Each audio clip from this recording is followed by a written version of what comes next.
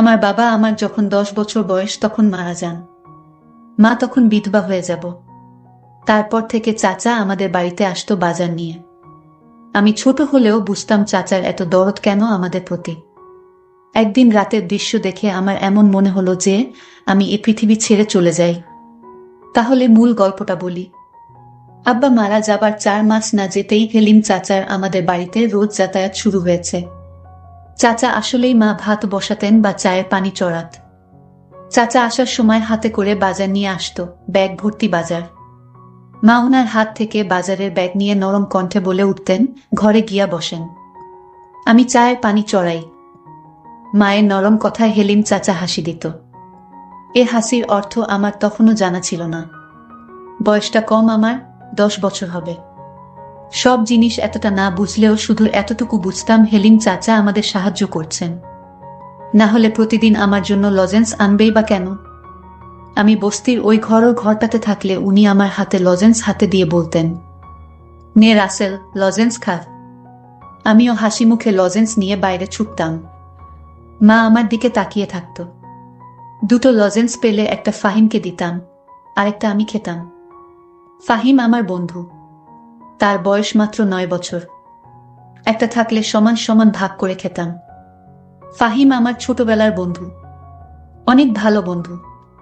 দিনের অনেকটা সময় আমরা স্টেশনে কাটাই, ভাঙড়ি জমাই, ট্রেন আসলে কুলির কাজ করি, কখনো কখনো বাদাম বুটো বেচি।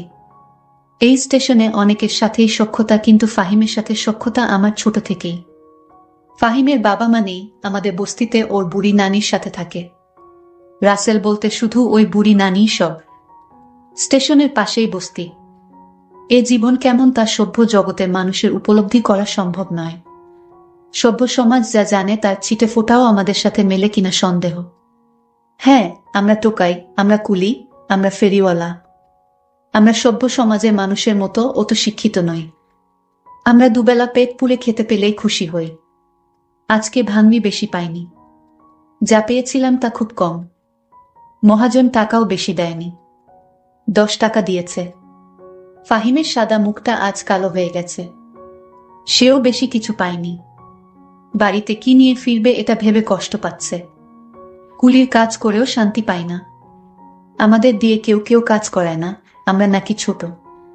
আবার কেউ বড় বড় সুটকেস মাথায় চাপিয়ে 2 টাকা 3 টাকা দিয়ে চলে যায়। এরাই তো সভ্য সমাজের মানুষ।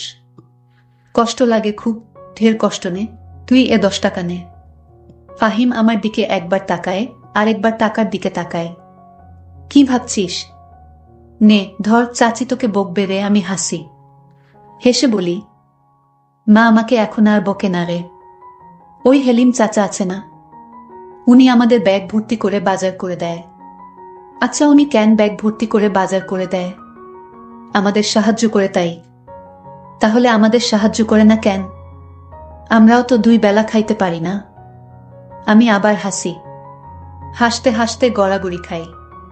তারপর বলি, আচ্ছা হেলিম চাচাকে বলবো তোরেও যেন সাহায্য করে। কেমন? এবার টাকাটা ধর, চল বাড়ি যাই। ফাহিম টাকাটা হাতে নেয়। তারপর দুজনে ট্রেন লাইন ধরে বস্তির দিকে হাঁটা দেই। বস্তিতে ফিরেই দেখলাম ঘরের দরজা দেয়া। ঘরটা তো ছোট, আর একটাই ঘর। মা আর আমি মেঝেতে বিছানা করে ঘুমাই। আমাদের খাট নেই তাই। মা আমাকে কাছে নিয়ে এখনো ঘুমায়। আব্বা থাকতেও আমাদের কষ্ট হতো, কিন্তু এতটা না। আব্বা আর মা দুপাশে ঘুমাতো, আর আমি মাঝখানে। কি শান্তির ঘুম! এখনো আমি বিছানায় শান্তিতে ঘুমাই। তবে আমি বুঝতে পারি মা অনেক রাত পর্যন্ত ঘুমায় না। চোখের জল ফেলে। মায়ের চোখের জল মাঝে মাঝে আমার মাথা স্পর্শ করে। আমি ঘুমের ভান করে থাকি। আব্বাকে হারানোর পর মা কেমন যেন হয়ে গেছে। তবে ইদানিং মাকে একটু ফুরফুরে মনে হয়। যবে থেকে হেলিম চাচা আমাদের বাড়িতে যাতায়াত করে তবে থেকে। আব্বা মারা যাওয়ার পর মা তেমন সাজগোছও করত না। এখন একটু সাজগোছও করে। ভালোই লাগে আমার। সবকিছু এত ভালো চলতেছে। হেলিম চাচার মতো মানুষ যদি আরো অনেক থাকতো তাহলে বস্তিবাসীদের এত কষ্ট থাকতো না। ঘরের সামনে গিয়ে বুঝলাম মা ভেতরে আছে। আরো কেউ থাকতে পারে, কেন জানি আজ ডাকলাম না। চুপি চুপি উকি দিলাম।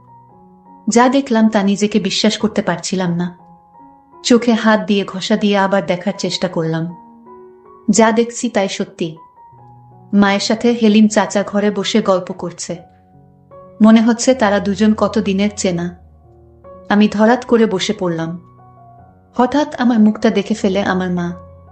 তারপর আমি জানালা থেকে দৌড়ে পালিয়ে গেলাম। তারপর কতক্ষণ বাইরে বসেছিলাম আমার মনে নেই। তখনও হেলিম চাচা ঘর থেকে বের হয়নি। মা আর হেলিম চাচা তারা ঘরের ভিতর এতক্ষণ কি করছে? আমার কাছে হেলিম চাচাকে একটু অন্যরকম মনে হচ্ছে। আমি চিন্তা করলাম একদিন আমি জানবো হেলিম চাচা কেন আমাদের এত সাহায্য করে। এর পিছনে অবশ্যই কোনো কারণ লুকিয়ে আছে। হেলিম চাচা একজন কেপটে প্রকৃতির মানুষ। খুব হিসাবী একজন মানুষ। একটা টাকা কই যায় সে অক্ষরে অক্ষরে হিসাব করে। আর সেই লোক কিনা আমাদের প্রতিদিন ব্যাগ ভরে বাজার করে দেয়। এর পিছনে কারণ তো অবশ্যই আছে। হেলিম চাচা মায়ের কাছে কি চায় এটা আমার জানতে হবে। এসব ভাবতে ভাবতেই ফাহিমের ডাকে আমি তার দিকে তাকালাম। অস্ফুটভাবে বললাম, যাবি না? কোথায়? ট্রেন আইতাছে। আমি উঠলাম।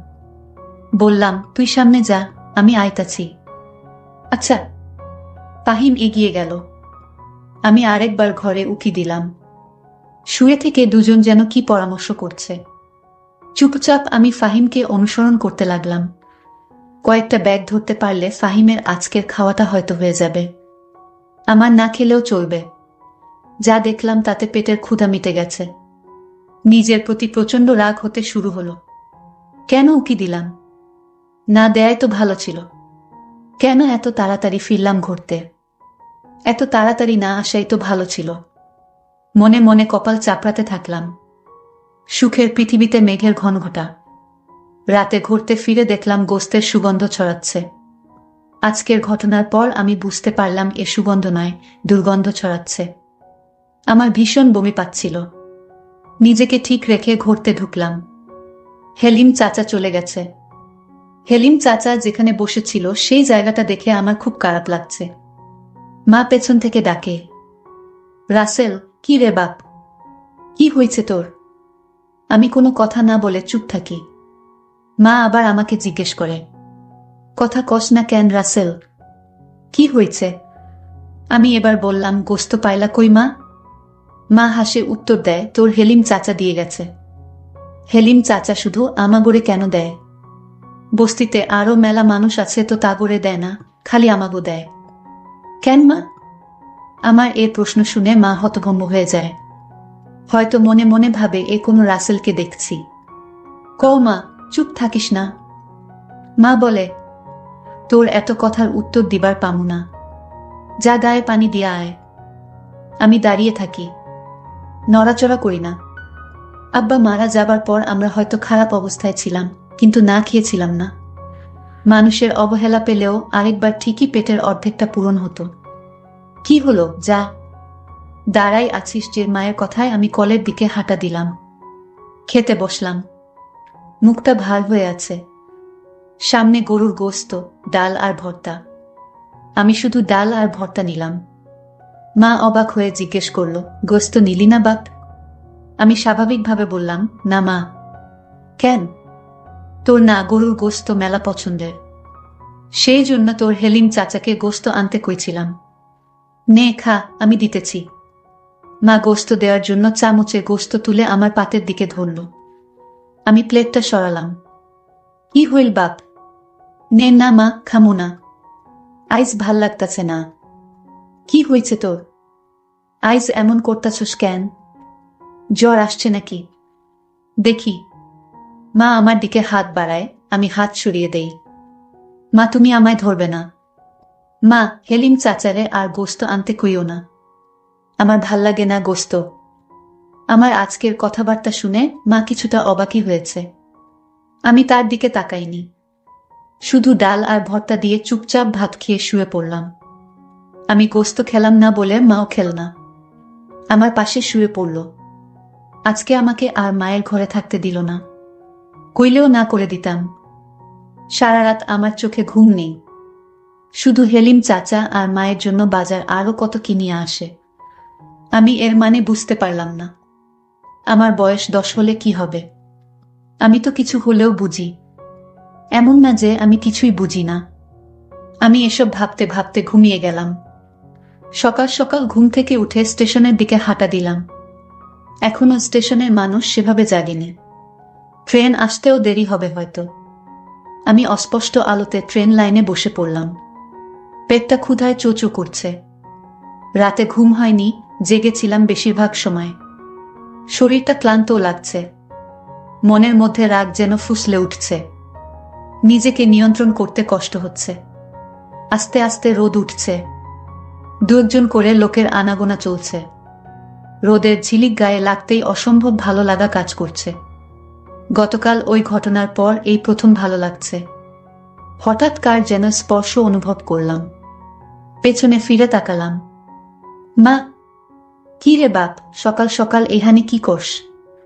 এ কথা বলে মা আমার পাশে বসে পড়ল। আমি নিজেকে নিয়ন্ত্রণ করার চেষ্টা করছি, যাতে মা কিছু বুঝতে না পারে। কে যেন বলেছিল, মা খারাপ হলেও সে মা। মায়েদের কাছে তাদের সন্তানরা রাজপুত্র। আমি জানি মা আমাকে কতটা কষ্ট করে মানুষ করছেন। হঠাৎ বাবার মৃত্যুটা আমাদের ভীষণভাবে কষ্ট দিয়েছে। মাকে আমি ভালোবাসি, খুব ভালোবাসি।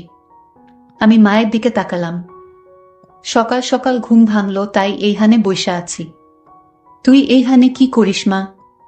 মা হেসে বলল, তোকে বিছানায় পাইলাম না। ভাবলাম কই গেল পোলাটা। কই আর জামু মা, আমার তো যাওনের জায়গা নাই। মা আমাকে জড়িয়ে ধরে হুহু করে কেঁদে উঠল। বলল, এমন কথা কইস বাবা, তুই যে আমার বাপ। আমার বাপ মরার পর তুই আমার সব, আমার দুনিয়া। মা তুই বাড়িতে যা, ট্রেন আইতাছে, দেখি কেউ কান দেয় কিনা। মা আমাকে ছেড়ে দিয়ে বলল, তাড়াতাড়ি বাড়ি আয় বাপ, চাল ভেজে চা করি। আচ্ছা মা। মা চলে গেল। আমার মনটাও নরম হয়ে গেল। মা তো মাই হয়, মায়ের কাছে দুনিয়ার সব কিছু মিথ্যা। মা এমনই একজন যার মুখের দিকে তাকালে সব কষ্ট যন্ত্রণা ভোলা যায়। ট্রেন আসলো। আমি দৌড়ে গেলাম। যাত্রী আছে কিছু, কয়েকজন ভদ্রলোক নামছে। আমি এগিয়ে গেলাম। স্যার, সুটকেস, ব্যাগ ধরতে হইব। কালো কোট প্যান্ট পরা লোকটা বলে উঠল, পারবি তুই? অনেক ওজন কিন্তু। আমি হেসে বললাম, পারমু স্যার, এটাই তো আমার কাম। আমার কথা শুনে সুটকেসটা মাথায় তুলে দিল। আরেক হাতে আরেকটা ব্যাগ। আমি ওনাদের সাথে সাথে যাচ্ছি। স্টেশন থেকে বেরিয়ে দেখলাম একটা গাড়ি, 4 চাকার গাড়ি। খুব সম্ভবত সাহেবদেরকে নিয়ে যাওয়ার জন্য এসেছে। এখানে রাখো। আমি দাঁড়িয়ে পড়লাম। আমার মাথা থেকে সুটকেসটা নামিয়ে নিয়ে বলল, নাম কি তোর? রাসেল। দারুণ তো। কয় টাকা দেয়া লাগবে? বিসমিল্লাহতে আপনি আইছেন, যা দেবেন তাই নিমুখ। লোকটা হাসল, হেসে বলল, যা দিব তাই? জি স্যার। একটা 5 টাকার কয়েন দিয়ে বলল, চলবে তো?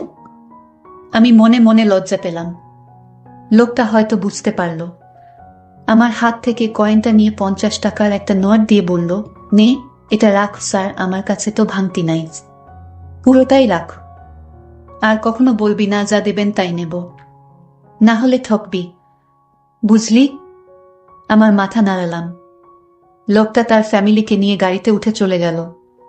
আমি 50 টাকার কল করে নোটটার দিকে তাকিয়ে দেখলাম।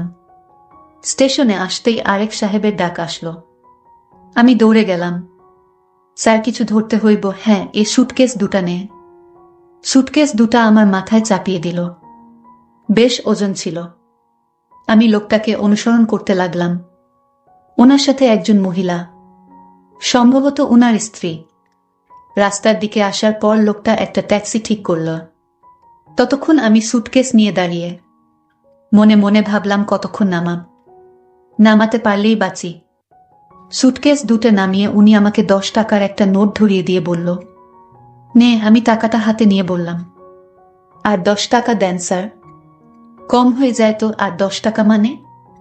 একটা সুটকেট 10 টাকা, দুইটা সুটকেট 20 টাকা। 10 টাকা দিচ্ছি, এটাই বেশি দিচ্ছি। যা ভাগ। লোকটা কর্কশ কণ্ঠে বলে উঠল। আমি নরমস্বরে বললাম, স্যার ঠকানো হয়ে যায়। এ কথা শুনে আমাকে তাপ্পড় দিয়ে বলল, পাজি ছেলে, মুখে মুখে তর্ক করিস, 10 টাকা দিচ্ছি, এটাই বেশি। এ কথা বলেই উনারা ট্যাক্সি করে চলে গেল। আমি মাটিতে পড়ে চেয়ে থাকলাম। গা ঝাড়তে ঝাড়তে ভাবলাম, দুজনের মাঝে কত ব্যবধান। একজন কত বিনয়ী, আরেকজন কত বাজে লোক, অথচ দুজনই কোটটাই পরা। আল্লাহর এ দুনিয়ার কত খেলা যে চলে তার শেষ নেই।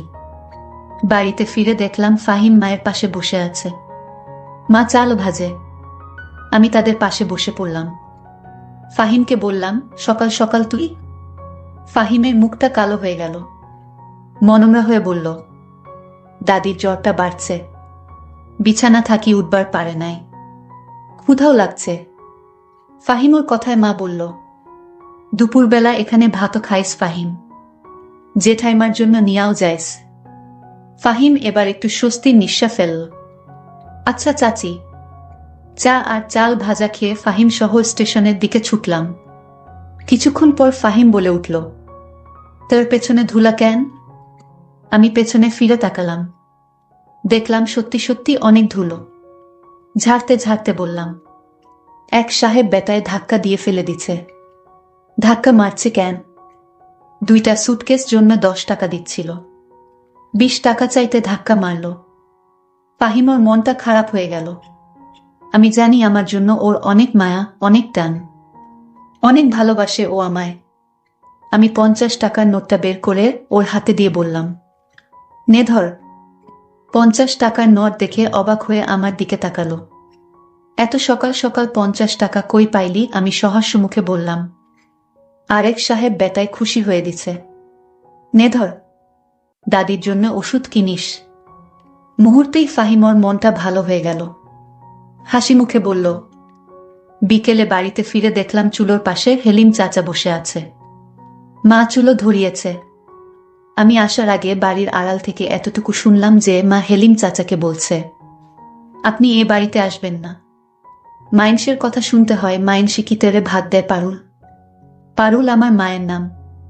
তাও? হেলিম চাচা বলল, চল কাজী অফিসে, তোকে বিয়ে করে ফেলি, রানী করে রাখব তোকে। আমার বিয়ের ইচ্ছা নাই। তাইলে কি বিধবা হয়ে থাকবি? এ কথা শুনে মা চমকিত হয়ে গেল। হেলিম চাচার দিকে বিষণ্ণ দৃষ্টিতে তাকালো। মায়ের এ চাহনি দেখে আমার মায়া হলো, বড় মায়া।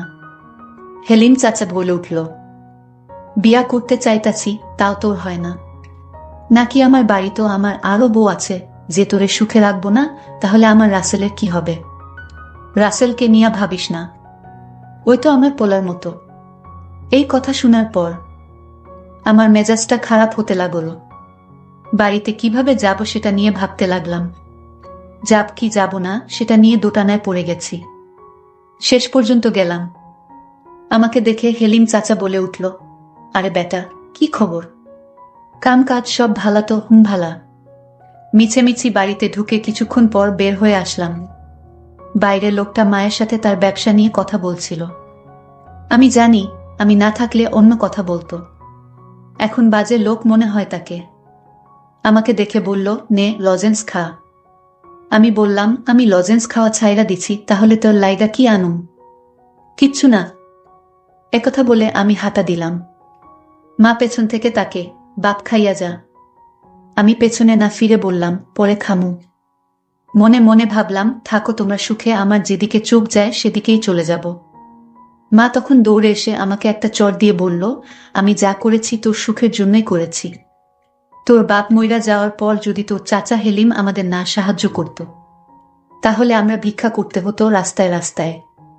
আর তোর চাচাকে তুই যেরকম খারাপ ভাবিস সে ততটা খারাপ না। তুই মাঝে তোর চাচা আর আমাকে রুমে দেখতে পেয়ে বাজে ভাবে নিছিস। আসলে তোর চাচা তোর বাবার স্মৃতি নিয়ে আমার সাথে কথা বলতো আর আমাকে সান্ত্বনা দিত। আল্লাহ যা করে তা ভালোর জন্যই করে। তোর হেলিম চাচা আমাদের পাশে না থাকলে যে আমাদের কি হতো? বাপ, তুই রাগ করিস না। হেলিম চাচা বলল, ঠিক আছে ছেলে, যেহেতু চায় না আমি তোমাদের সাহায্য করি, তাহলে আমি আর আসব না। আমার তো বউ সন্তান কিছু নাই। ভাইজান মারা যাওয়ার পর আপন বলতে আপনি ছাড়া আর কেউ ছিল না।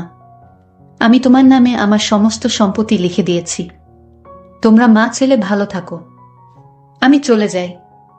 মা তখন আমাকে বলল, বাপ, তুই যেদিন তোর চাচাকে আমার ঘরে দেখে সন্দেহ করেছিলি, ওই দিন তোর চাচা আর আমি পরামর্শ করে আমার নামে সমস্ত কিছু লিখে দিয়েছে তোর চাচা। আমি নিহে চাইনি। তোর চাচা বলল, আপনি আর রাসেল ছাড়া কি আছে আমার, আমি আপনার নামে সমস্ত সম্পত্তি লিখে দিলাম। আর তোর চাচা তো তোর বাপের আপন ভাই, তাহলে তার সাহায্যে পেলে ক্ষতি কি? চাচা তো বাপের সমতুল্যই। তুই আমাদের যেরকম ভাবছিস আমরা আসলে তেমন না, এটা তোর ভুল ধারণা বাপ। আমি কোনো পাপ করিনি। মায়ের কথা শুনে আমি হেলিম চাচাকে জড়িয়ে ধরে কাঁদতে শুরু করলাম আর বললাম, চাচা, আমি তোমাদের ভুল বুঝেছিলাম, মাফ কইরা দিও আমায়। বন্ধুরা, গল্পটি কেমন লাগলো তা কমেন্ট করে জানাবেন। ধন্যবাদ।